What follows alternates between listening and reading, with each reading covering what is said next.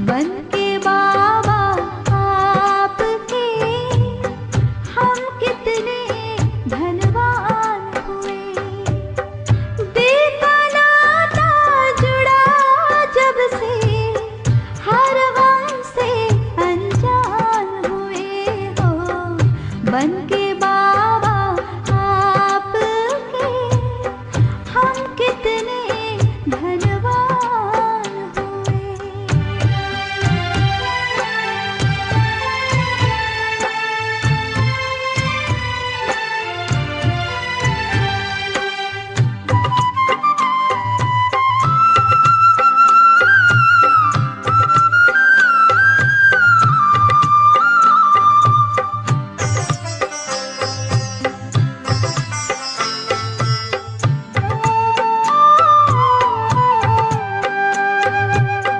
सुख मिला, शक्ति मिली, मिली है लाखों खुशियाँ।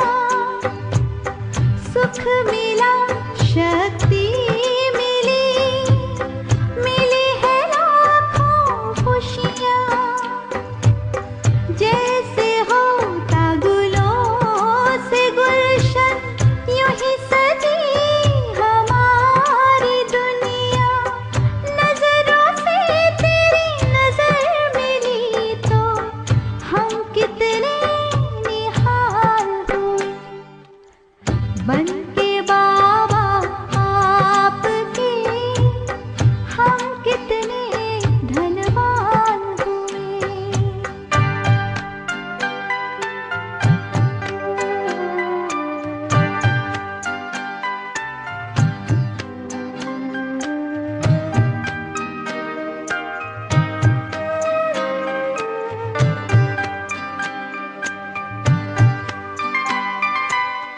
बनी हंसी तकदीर हमारी, आपके जो करीब आई। बनी हंसी तकदीर हमारी, आपके जो करीब आई। हाथों की बदली लकीरें, आपसे हम मिलन मनाए। तेरे रंग में रंग कर बाबा हम कितने महान हुए। बन के बाबा आपके हम कितने धनवान हुए।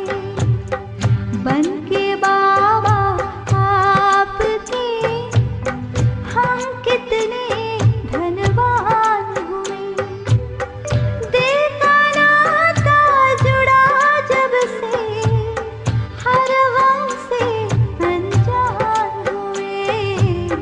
बन के बाबा आपके हम कितने धनवान हुए। बन के बाबा आपके हम कितने धनवान हुए।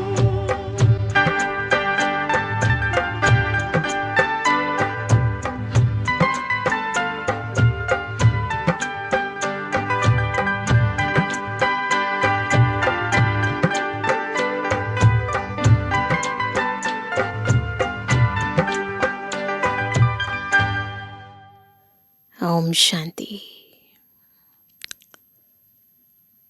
हमारा ये संगम योगी ब्राह्मण जन्म हीरे तुल्य जन्म है, जो कोटों में कोई में भी कोई आत्मा को मिलता है।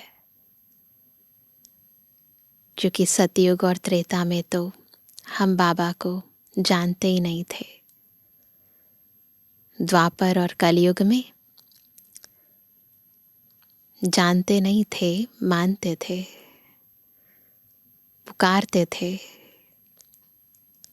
उसे तुम ही हो माता पिता, तुम ही हो कहकर संबोधित करते थे। परंतु संबंधों का वास्तविक अनुभव क्या होता है? परमात्मा का पिता के रूप में, माता के रूप में, शिक्षक के रूप में, सतगुरु के रूप में, साजन के रूप में अनुभव क्या होता है, इंद्रियों से पार का सुख क्या होता है, भक्ति मार्ग में जो गायन है उसका सत्य स्वरूप क्या होता है, उस संगम युग पर बाबा हम आत्माओं को अनुभव कराते हैं। तो कितना विशेष जन्म है हमारा, कितना विशेष युग है हमारा। कलयुग में रहते संगम युगी ब्राह्मण हैं हम। तो बाबा के ये विशेष 3 संबंध, बाप, टीचर, सतगुरु के, हमें कैसे अपने इस ब्राह्मण जीवन में आगे बढ़ाते हैं, हमें मंजिल की ओर ले जाते हैं, आज हम बाबा के मधुर महावाक्यों द्वारा जानेंगे। सुनते हैं बाबा के महावाक्य। आज है 1 अप्रैल 2024। बाबा के महावाक्य हैं, मीठे बच्चे, तुम्हारा यह जीवन देवताओं से भी उत्तम है, क्योंकि तुम अभी रचयिता और रचना को यथार्थ जानकर आस्तिक बने हो। है ना, भक्ति में तो सोचते थे जो भगवान की पूजा करते हैं वो आस्तिक, जो नहीं करते वो नास्तिक, है ना। लेकिन अब समझ आता है कि जो एग्जैक्टली रचता और रचना के आदि मध्य अंत को जानते हैं यथार्थ रीति, वो आस्तिक, बाकी सब नास्तिक। प्रश्न है, संगम युगी ईश्वरीय परिवार की विशेषता क्या है जो सारे कल्प में नहीं होगी? क्या है इस परिवार की विशेषता? उत्तर है, इसी समय स्वयं ईश्वर बाप बनकर तुम बच्चों को संभालते हैं, टीचर बनकर पढ़ाते हैं और सतगुरु बनकर तुम्हें गुल गुल यानी फूल बनाकर साथ ले जाते हैं। सतयुग में दैवी परिवार होगा, लेकिन ऐसा ईश्वरीय परिवार नहीं हो सकता। तुम बच्चे अभी बेहद के सन्यासी भी हो, राजयोगी भी हो, राजाई के लिए पढ़ रहे हो। ओम शांति। यह स्कूल व पाठशाला है। किसकी पाठशाला है? आत्माओं की पाठशाला। यह तो जरूर है, आत्मा बगैर शरीर कुछ सुन नहीं सकती। जब कहा जाता है आत्माओं की पाठशाला, तो समझना चाहिए आत्मा शरीर बगैर तो समझ नहीं सकती, है ना। शरीर नहीं है तो ना सुन सकती है, ना समझ सकती है। फिर कहना पड़ता है जीवात्मा।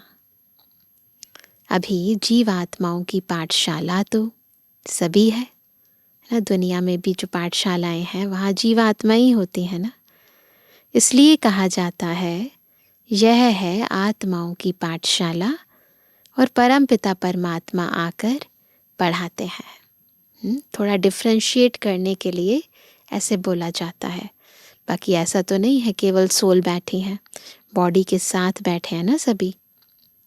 तो बाबा कहते हैं वह है जिस्मानी पढ़ाई, यह है रूहानी पढ़ाई, जो बेहद का बाप पढ़ाते हैं। तो यह हो गई गॉड फादर की यूनिवर्सिटी।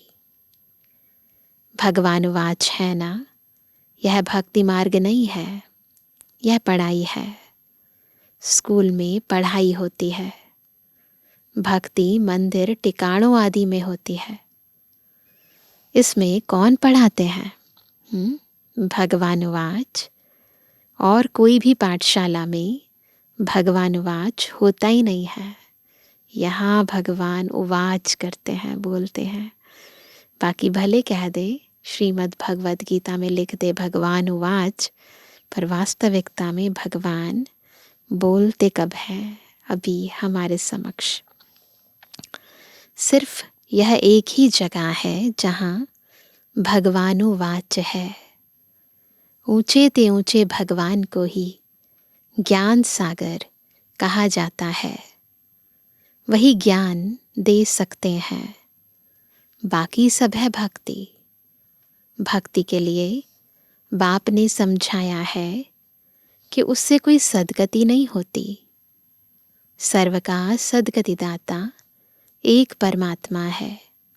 वह आकर राजयोग सिखलाते हैं। आत्मा सुनती है शरीर द्वारा, और कोई नॉलेज आदि में भगवानुवाच है ही नहीं। भारत ही है जहाँ शिव जयंती भी मनाई जाती है। भगवान यहीं आते हैं, शिव बाबा यहीं आते हैं, और उसकी निशानी है कि हम सभी शिव जयंती मनाते हैं। भगवान तो निराकार है, फिर शिव जयंती कैसे मनाते हैं? निराकार का जन्मदिन कैसे मनाते हैं, है ना? जयंती तो तब होती है जब शरीर में प्रवेश करते हैं। बाप कहते हैं, मैं तो कभी गर्भ में प्रवेश नहीं करता हूँ। तुम सब गर्भ में प्रवेश करते हो। 84 जन्म लेते हो। सबसे जास्ती जन्म यह लक्ष्मी नारायण लेते हैं। 84 जन्म लेकर फिर सांवरा गावड़े का छोरा बनते हैं। ब्रह्मा बाबा के लिए शिव बाबा कह रहे हैं, लक्ष्मी नारायण कहो या राधे कृष्ण कहो। राधे कृष्ण है बचपन के, है तो वही आत्मा। छोटे होते हैं तो नाम राधे कृष्ण, बड़े होते हैं तो फिर लक्ष्मी नारायण। वह जब जन्म लेते हैं तो स्वर्ग में लेते हैं, जिसको बैकुंठ भी कहा जाता है। पहला नंबर जन्म इनका है, इनका ब्रह्मा बाबा का। तो 84 जन्म भी यह लेते हैं। श्याम और सुंदर, सुंदर सो फिर श्याम। श्री कृष्ण सबको प्यारा लगता है। सतयुग आदि में आत्मा सुंदर है, फिर कलयुग अंत में वही आत्मा श्याम है। तो श्री कृष्ण तो सबको प्यारा लगता है ना। श्री कृष्ण का जन्म तो होता ही है, कब? नई दुनिया में। फिर पुनर्जन्म लेते लेते आकर पुरानी दुनिया में पहुंचते हैं तो श्याम बन जाते हैं। यह खेल ही ऐसा है। भारत पहले सतुप्रधान सुंदर था, अब काला हो गया है। बाप कहते हैं, इतनी सब आत्माएं मेरे बच्चे हैं। अभी सब काम चिता पर बैठकर जलकर काले हो गए हैं। आत्माओं की बात है, सब काम विकार में जाकर आत्माएं काली हो गई हैं। मैं आकर सबको वापस ले जाता हूँ। यह सृष्टि का चक्र ही ऐसा है। आत्माओं का काला होना और बाबा का आना, हमें गोरा बनाना, ये सब चक्र में है। फूलों का बगीचा वह फिर कांटों का जंगल बन जाता है। सतयुग में यही दुनिया फूलों का बगीचा थी, और कलयुग अंत में यही दुनिया कांटों का जंगल बन जाती है। बाप समझाते हैं, तुम बच्चे कितने सुंदर विश्व के मालिक थे, याद आता है? अब फिर बन रहे हो। यह लक्ष्मी नारायण विश्व के मालिक थे। यह 84 जन्म भोग फिर ऐसे बन रहे हैं, अर्थात उन्हों की आत्मा अब पढ़ रही है। तुम जानते हो सतयुग में अपार सुख है।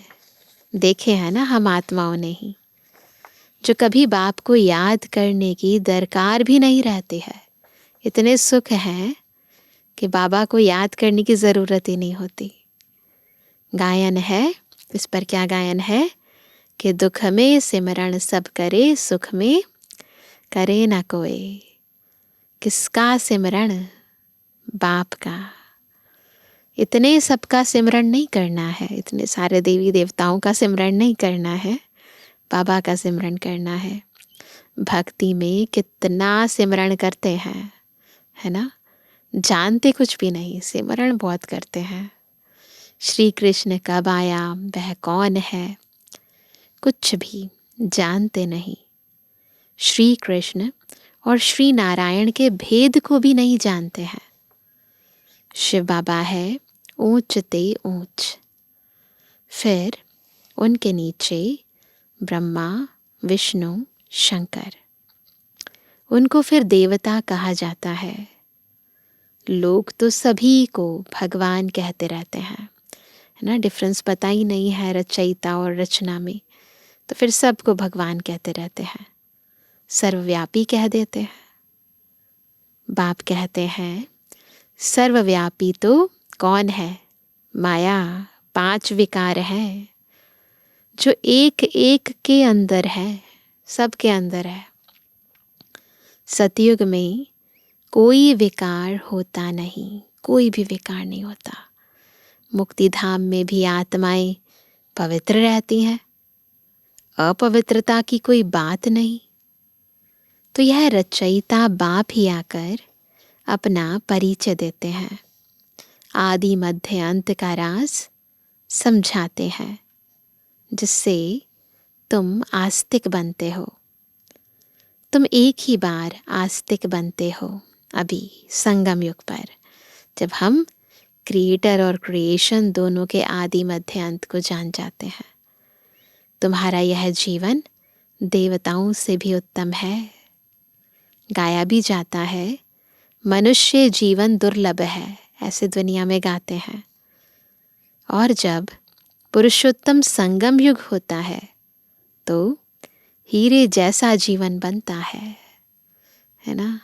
कौड़ी तुल्य जीवन था, हीरे जैसा बन जाता है। लक्ष्मी नारायण को हीरे जैसा नहीं कहेंगे, हीरे जैसा जन्म अभी है हमारा। तुम्हारा हीरे जैसा जन्म है।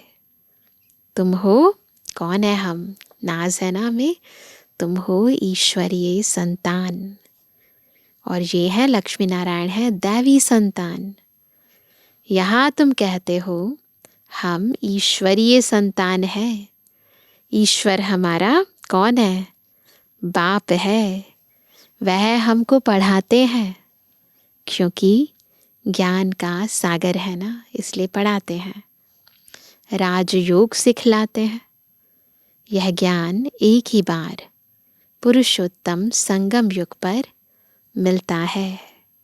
यह है उत्तम ते उत्तम पुरुष बनने का युग, जिसको दुनिया नहीं जानती। इस युग को दुनिया नहीं जानती। सब कुंभकर्ण की अज्ञान नींद में सोए पड़े हैं। सबका विनाश सामने खड़ा है। इसलिए अब कोई से भी बच्चों को संबंध नहीं रखना है। क्यों नहीं रखना? क्योंकि टाइम ही ऐसा आ गया है। आप चाहो ना चाहो सब कुछ छूट जाएगा, सब कुछ टूट जाएगा। तो उससे पहले ही बाबा हमें तैयार करा रहे हैं। कहते हैं अंत काल जो स्त्री सिमरे, टूटा हुआ होगा तो याद नहीं आएगी, फिर आगे आने वाला जन्म भी आपका अच्छा रहेगा। लेकिन अगर टूटा हुआ नहीं होगा तो संबंधियों को, व्यक्तियों को, वस्तुओं को याद करते रहेंगे, फिर वैसी ही योनि मिलेगी जो दुनिया में कहते हैं, और हम कहते हैं कि वैसा ही जन्म मिलेगा। तो अंत समय में शिव बाबा को सिमरेंगे तो नारायण योनि में आएंगे। यह सीढ़ी बहुत अच्छी है। सीढ़ी का चित्र सभी ने देखा है ना, लिखा हुआ है हम सो देवता फिर सो क्षत्रिय आदि नीचे गिरते गए। इस समय है रावण राज्य, जबकि अपने आदि सनातन देवी देवता धर्म को भूल और धर्मों में फंस पड़े हैं। यह सारी दुनिया लंका है। बाकी सोने की लंका कोई थी नहीं, कोई सोने की लंका नहीं थी। बाप कहते हैं तुमने अपने से भी जास्ती मेरी ग्लानि की है। अपने लिए 84 लाख और मुझे कण कण में कह दिया है। ऐसे अपकारी पर मैं उपकार करता हूँ, है ना। अनजाने में किया था हमने, है ना। बाबा का ऐसे हम अपकार तो करना नहीं चाहते थे, पर अनजाने में किया, पर फिर भी बाबा हम पर उपकार करते हैं। बाप कहते हैं तुम्हारा दोष नहीं, ये ड्रामा का खेल है। सतयुग आदि से लेकर कलयुग अंत तक ये खेल है जो फिरना ही है। इसको सिवाय बाप के कोई समझा ना सके। तुम सब ब्रह्मा कुमार कुमारियां हो, तुम ब्राह्मण हो, ईश्वरीय संतान। तुम ईश्वरीय परिवार में बैठे हो। यह हमारा परिवार ईश्वरीय परिवार है। सतयुग में होगा दैवी परिवार। इस ईश्वरीय परिवार में बाप तुमको संभालते भी हैं, पढ़ाते भी हैं, फिर गुलगुल बनाकर साथ भी ले जाएंगे। तुम पढ़ते हो मनुष्य से देवता बनने के लिए। ग्रंथ में भी है, क्या लिखा है इस पर? मनुष्य से देवता किए करत ना लागी वार। इसलिए परमात्मा को जादूगर कहा जाता है ना। कोई ऐसा जादूगर देखा जो मनुष्य को देवता बना दे? वंडरफुल है ना ऐसा बाबा हमारा। तो बाबा कहते हैं नर्क को स्वर्ग बनाना जादू का खेल है ना।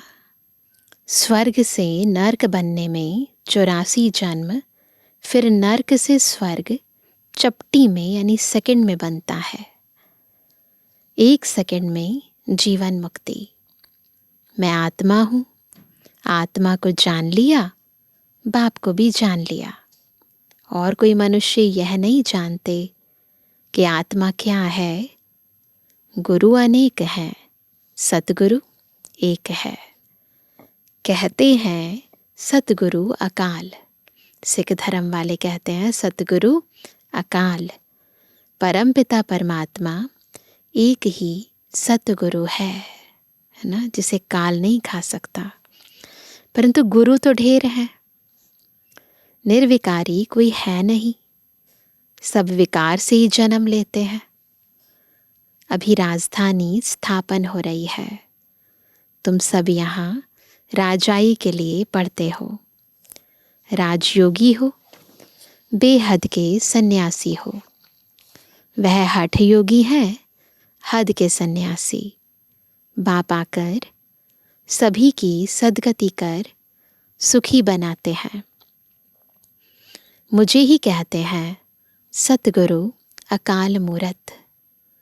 वहाँ हम घड़ी घड़ी शरीर छोड़ते और लेते नहीं। काल नहीं खाता। तुम्हारी भी आत्मा अविनाशी है, परंतु पतित और पावन बनती है। जैसे बाबा की आत्मा शिव बाबा अविनाशी है, हम आत्माएं भी अविनाशी है, परंतु बॉडी में आते हैं ना तो पतित और पावन तो बनते हैं, निर्लेप नहीं है। ड्रामा का राज भी बाप ही समझाते हैं। रचयिता ही रचना के आदि मध्य अंत का राज समझाएंगे ना। ज्ञान का सागर वही एक बाप है। वही तुमको मनुष्य से देवता डबल सिरताज बनाते हैं। तुम्हारा जन्म कौड़ी जैसा था, अब तुम हीरे जैसा बन रहे हो। बाप ने हमसो सोहम का मंत्र भी समझाया है।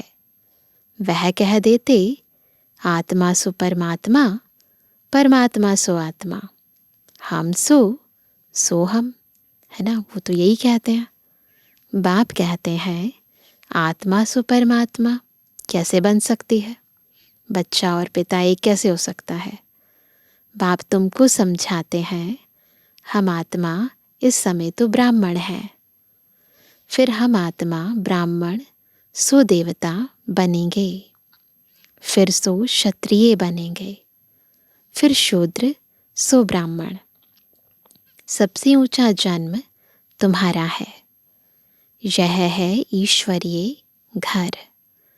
तुम किसके पास बैठे हो? किसके पास बैठे हो? माता पिता के पास। सब भाई बहन हैं। बाप आत्माओं को शिक्षा देते हैं। तुम सब हमारे बच्चे हो, वर्षे के हकदार हो। इसलिए परमात्मा बाप से हर एक वर्षा ले सकते हैं। बूढ़े छोटे बड़े सबको हक है बाप से वर्षा लेने का। तो बच्चों को भी यही समझाओ। क्या? अपने को आत्मा समझो और बाप को याद करो तो पाप कट जाएंगे। भक्ति मार्ग वाले इन बातों को कुछ भी समझेंगे नहीं। अच्छा, मीठे किसी के लिए जवानी बच्चों पे जुबानी बाप दादा का दिल जान सको प्रेम से नंबरवार प्रसाद अनुसार यादगार और बुद्धवानी। रूहानी बच्चों की रूहानी बाप दादा को गुड मॉर्निंग, नमस्ते नमस्ते नमस्ते। अभी है रात्रि क्लास। बच्चे बाप को पहचानते भी हैं, समझते भी हैं कि बाप पढ़ा रहे हैं। उनसे बेहद का वर्षा मिलना है। परंतु मुश्किलात यह है, क्या मुश्किलात है? जो माया भुला देती है, कोई ना कोई विघ्न डाल देती है जिससे बच्चे डर जाएं। उसमें भी पहले नंबर में विकार में गिरते हैं। आंखें धोखा देती हैं। आंखें कोई निकालने की बात नहीं, अब धोखा देती हैं तो आंखें निकाल दो, जैसे सूरदास का मिसाल देते हैं ना, आंखें निकाल दी। बाप ज्ञान का नेत्र देते हैं। ज्ञान और अज्ञान की लड़ाई चलती है। ज्ञान है बाप, अज्ञान है माया। तो एक तरफ बाबा के अज्ञान खींचता है, दूसरी तरफ माया खींचती है, तो टग ऑफ वॉर बुद्धि में चलती रहती है। इनकी लड़ाई बहुत तीखी है, बहुत ज़्यादा तीखी है, चलती रहती है। गिरते हैं तो समझ में नहीं आता है ना, इतनी सूक्ष्म है ना, पता ही नहीं चलता।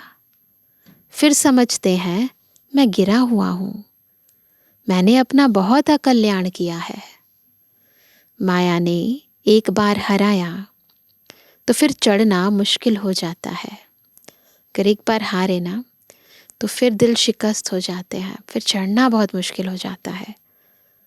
बहुत बच्चे कहते हैं हम ध्यान में जाते, परंतु उसमें भी माया प्रवेश हो जाती है, पता भी नहीं पड़ता है।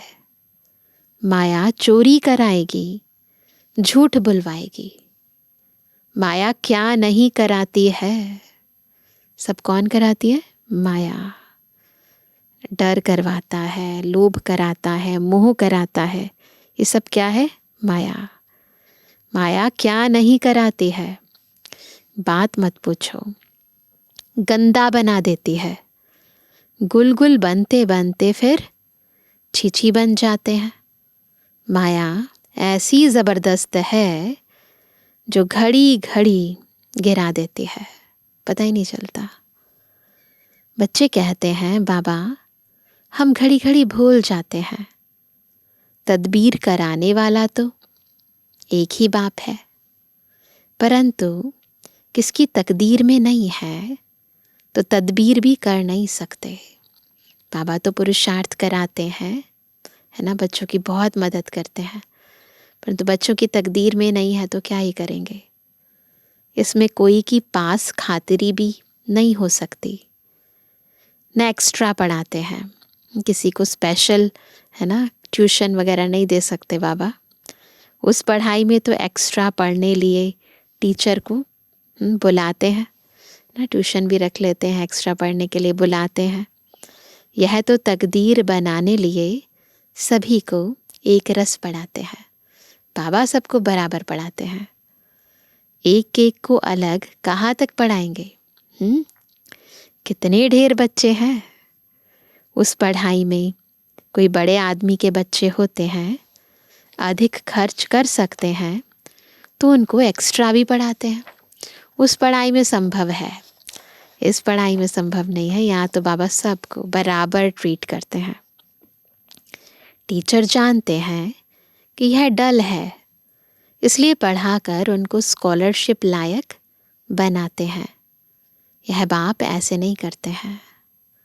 यह तो सभी को एक रस पढ़ाते हैं।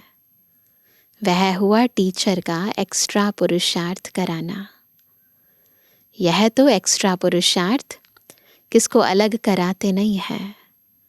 एक्स्ट्रा पुरुषार्थ माना ही टीचर कुछ कृपा करते हैं। भले ऐसे पैसे लेते हैं, खास टाइम दे पढ़ाते हैं, जिससे वह जास्ती पढ़कर होशियार होते हैं। यहाँ तो जास्ती कुछ पढ़ने की बात ही नहीं है ना, एक्स्ट्रा पढ़ाई की बात नहीं है।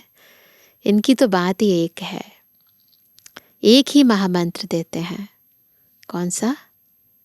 मन मना भव का। याद से क्या होता है, यह तो तुम बच्चे समझते हो। बाप ही पतित पावन है, जानते हो। उनको याद करने से ही हम पावन बनेंगे। अच्छा, गुड नाइट। धारणा के लिए मुख्य सार। पहला, सारी दुनिया अब कब्र दाखिल होनी है, विनाश सामने है, इसलिए कोई से भी संबंध नहीं रखना है। अंतकाल में एक बाप ही याद रहे। दूसरा, श्याम से सुंदर, पतित से पावन बनने का यह पुरुषोत्तम संगम युग है। यही समय है उत्तम पुरुष बनने का। सदा इसी स्मृति में रह स्वयं को कौड़ी से हीरे जैसा बनाना है। वरदान है, ज्ञान धन द्वारा प्रकृति के सब साधन प्राप्त करने वाले पद्मा पदम पति भव। कैसे बनेंगे पद्मा पदम पति? जब ज्ञान के धन द्वारा प्रकृति के सब साधन प्राप्त करेंगे। ज्ञान धन स्थूल धन की प्राप्ति स्वतः कराता है। जहाँ ज्ञान धन है, वहाँ प्रकृति स्वतः दासी बन जाती है। ज्ञान धन से प्रकृति के सब साधन स्वतः प्राप्त हो जाते हैं। इसलिए ज्ञान धन सब धन का राजा है। जहाँ राजा है, वहाँ सर्व पदार्थ स्वतः प्राप्त होते हैं। यह ज्ञान धन ही पद्मा पदम पति बनाने वाला है। परमार्थ और व्यवहार को स्वतः सिद्ध करता है। ज्ञान धन में इतनी शक्ति है जो अनेक जन्मों के लिए राजाओं का राजा बना देती है। तो इसीलिए जब खुद ज्ञान सागर ज्ञान धन लुटा रहा है, तो सारा ज्ञान अर्जित कर लो, उसे अंदर समा लो, उसका स्वरूप बन जाओ, ताकि अनेक जन्मों के लिए पद्मा पदम पति बन जाओ, है ना। स्लोगन है, कल्प कल्प का विजयी हूँ, यह रूहानी नशा इमर्ज हो तो माया जीत बन जाएंगे। न क्यों हार जाते हैं माया से, भूल जाते हैं हम कल्प कल्प के विजयी हैं, डर जाते हैं, घबरा जाते हैं, अपने स्वमानों से नीचे उतर जाते हैं। तो जैसे याद किया था पिछली बारी कि क्या हूँ मैं, सदा सफलता मूर्त हूँ। तो आज हम याद करेंगे कि मैं कल्प कल्प की विजयी आत्मा हूँ। कोई भी कर्म करने से पूर्व याद रखेंगे कि विजय का तिलक खुद बाप दादा ने मेरे मस्तक पर, मेरे माथे पर यहाँ लगाया हुआ है। इनफैक्ट बाबा ने कई बारी अव्यक्त वाणियों में ये भी कहा कि जब आप सुबह उठते हो तो उठते सार ही तुरंत ये इमर्ज करो कि जैसे बाप दादा खुद मेरे मस्तक पर विजय का तिलक लगा रहे हैं।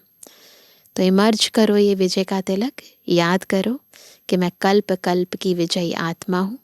और फिर आप कोई भी कर्म करो तो माया आएगी परंतु आपकी उस पर विजय हो जाएगी, तो माया जीत ऑटोमेटिकली बन जाएंगे। तो रोज़ कोई भी कार्य प्रारंभ करने से पूर्व, घर से बाहर निकलने से पूर्व अपने मस्तक पर ये विजय का तिलक लगा कर जाओ। अच्छा, ओम शांति।